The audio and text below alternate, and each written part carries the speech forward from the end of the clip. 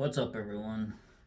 About a month ago, I was sitting in front of the Blessed Sacrament in a church that I've never been in before. And as I was walking out, I walked past a table that had a stack of papers along with, the usual pamphlets and leaflets about Bible scriptures in the church and stuff like that. But this stack of papers really caught my eye. Um, it was actually, believe it or not, in a church, a list of guidelines for interacting with police officers. And I thought, with all the violence and the protests and the rioting and such, I thought that these guidelines might come in handy and useful for some people out there. Um, I'm sorry it took me so long to get it out. It was about a month ago when I saw it, but I thought that I would share it with you. Um, I'm not affiliated with any law enforcement anywhere, not associated with any law enforcement, but I thought this information may be useful to you. So it's called You and the Law. Right there. You and the Law. It might be backwards, I hope not, but I'm going to read it, and I hope that it will be helpful. So, You and the Law, Guidelines for Interacting with Police Officers. Today's headlines are full of stories detailing encounters between police and the public. Unfortunately, some of these stories do not have happy endings. While police officers have standard procedures to follow, most public citizens do not. As a result, there is sometimes a breakdown in communication between law enforcement officials and citizens they encounter. If stopped on the street, answer all questions. Your answers should be factual to the best of your knowledge. Remember, you are not required to give testimony against yourself. You have Fifth Amendment rights. Do not badmouth or walk away from law enforcement officials, even in instances where you feel they are wrong. If the police officer behaves inappropriately, report his or her misconduct to a superior officer at a later time. If an officer has a reasonable suspicion that you may be carrying a weapon or illegal substance, you may be subjected to a pat-down and or search. Obey all requests made of you unless the request poses a risk to your personal safety or well-being. In that case, ask for a meeting with the officer's supervisor. If stopped in a car, officers may stop a vehicle if they have a reasonable suspicion of criminal activity, including a reasonable suspicion that the vehicle is being, may be, or has been used in the commission of a crime or violation of an ordinance.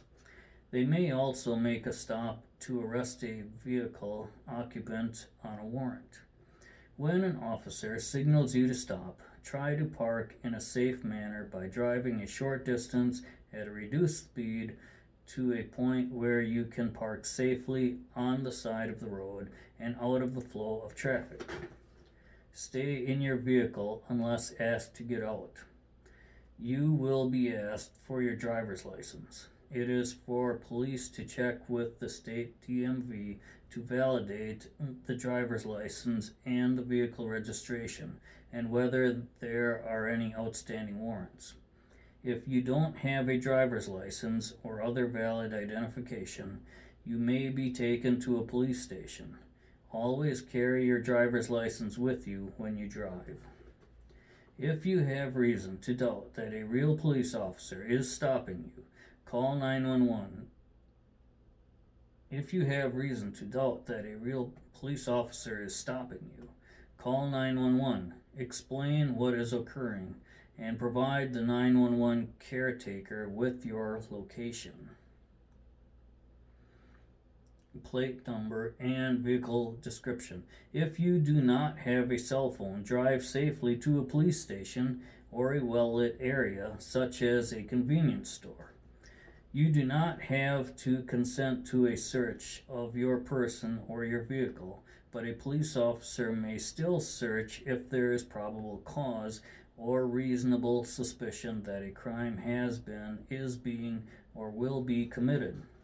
You may be given a ticket or citation if the stop was for a traffic violation or for a violation of an ordinance.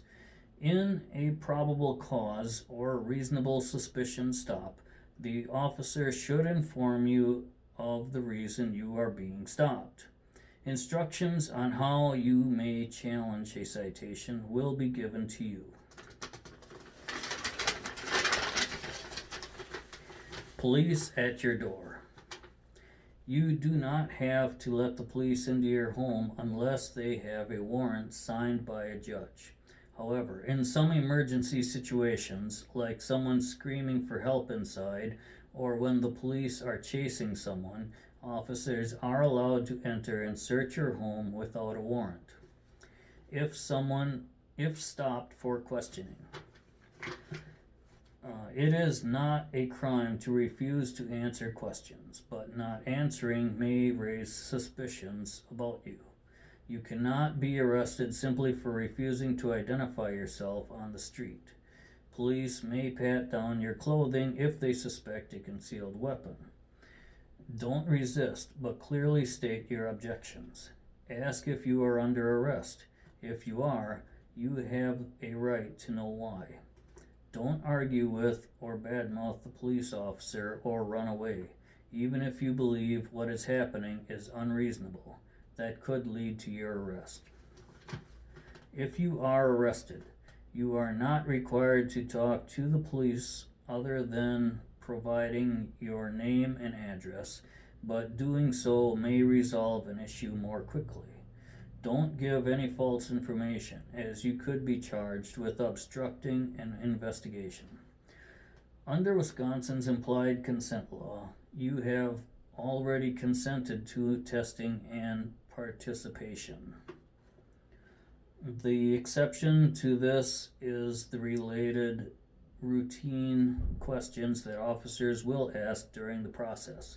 Those questions are found on the alcohol influence form. Any questions beyond those relating to the OWI violation are not subject to this exception. In closing, everyone, regardless of age, gender, race, or religion, is entitled to courteous, respectful, and equal treatment by the police. The police department prides itself in conducting its business with integrity and transparency, and with the best interests of the community always in mind. We encourage input from the residents we serve. And that is the guidelines that I found for interacting with police officers.